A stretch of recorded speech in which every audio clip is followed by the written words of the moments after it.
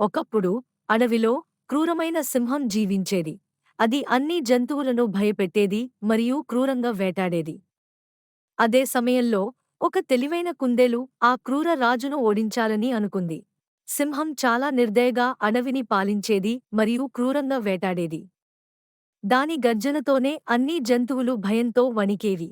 జంతువులలో ఒక తెలివైన కుందేలు సింహాన్ని ఓడించాలనే సంకల్పంతో ఒక ఉపాయాన్ని ఆలోచించింది. కుందేలు ధైర్యంగా సింహం ముందు నిలబడి, మరొక సింహం దాని రాజ్యాన్ని భయపెడుతున్నట్లు నటించింది.